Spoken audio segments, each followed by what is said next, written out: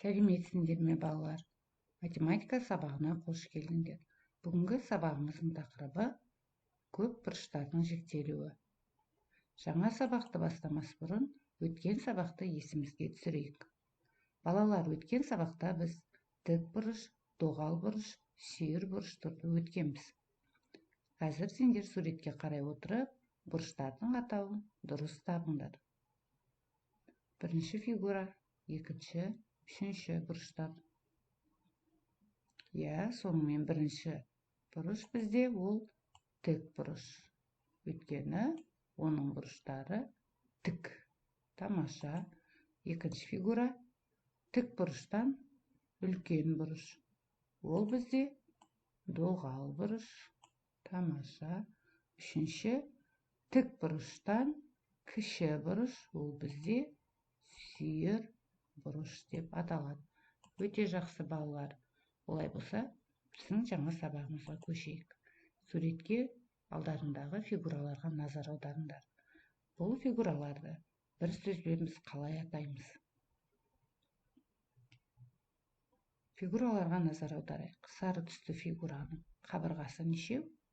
Үшеу. Бұрышы үшеу. Сондықтан біз бұны үш бұрыш дейміз. Қызғылт сары фигураның қабырғаларын санайық. 4 қабырғасы бар, 4 бұрышы бар. Бұны біз 4 бұрыш дейміз.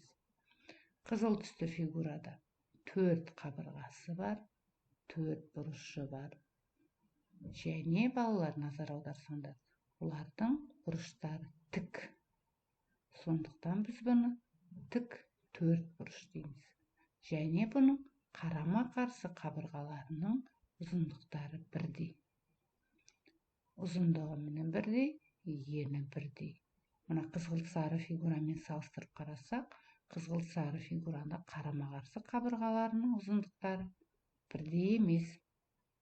Сондықтан біз бұны 4 бұрыш дейміз. Ал мына қабырғалары бірдей және бұрыштары тік болғандықтан тік 4 бұрыш деп атаймыз. Келесі фигура көгілдір түсті, бұл да 3 бұрыш, себебі 3 қабырғасы бар, 3 бұрышы бар.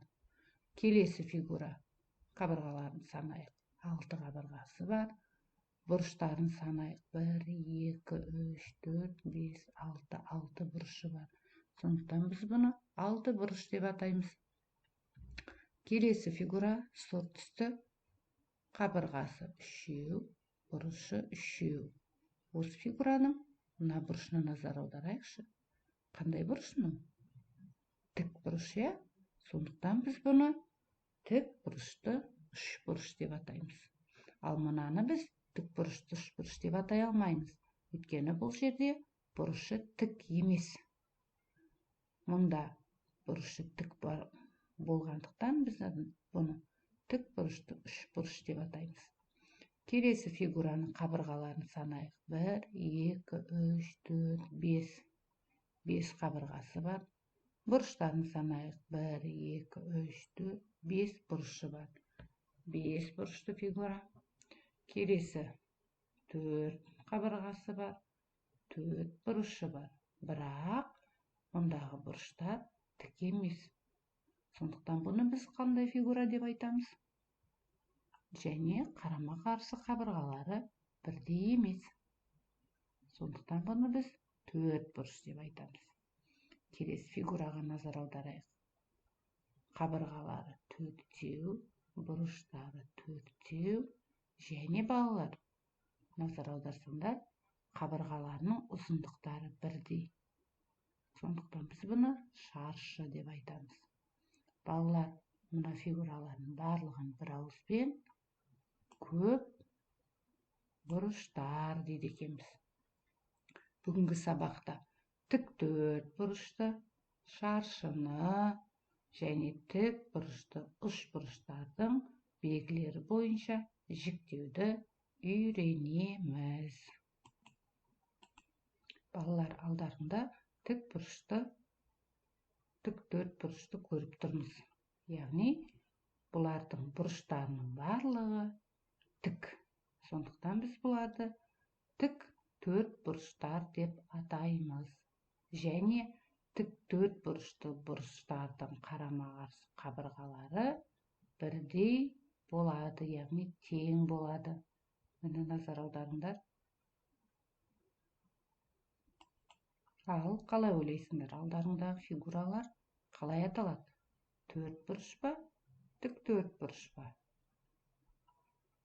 Қабырғаларын санаймыз, бұрыштарын санаймыз және қабырғаларын өлшеп көреміз, бұрыштарына көңіл бөлеміз. Қарама-қарсы қабырғалары бірдей, бұрыштары тік, сондықтан біз бұларды тік төрт бұрыштар деп айтамыз. Тамаша, жарайсыңдар. Балалар, алдарында үш бұрыштарды байқап тұрсыңдар. Сендерге тапсырма, осы үш бұрыштардың ішіндегі қай фигура тік бұрышты үш бұрыш деп аталады? Есімізге түсірейік. Тік бұрышты үш бұрыш дегеніміз олардың үш бұрышы бар, үш қабырғасы бар және оның бұрышы тік болу қажет.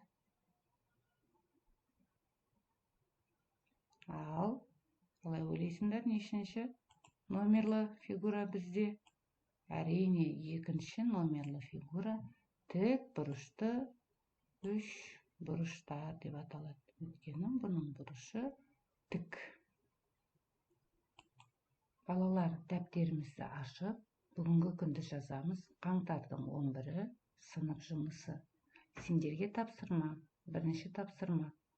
Төмендегі ережеде көрсетілген фигураны тауып, бұны сызамыз дәптерімізге және бояймыз. Яғни, мына төрт фигураның ішінде қарама-қарсы қабырғалары тең болатын фигураны табамыз және оны бояймыз. Дәптерімізге сол фигураны сызып аламыз алдымен. Екінші тапсырма.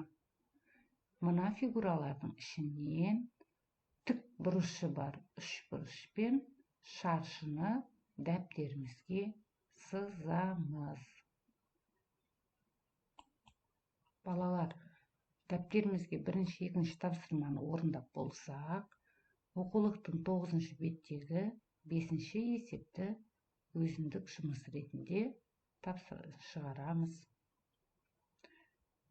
Бүгінгі сабағымыз аяқталды. Назарларыңа рахмет. Сау болыңдар.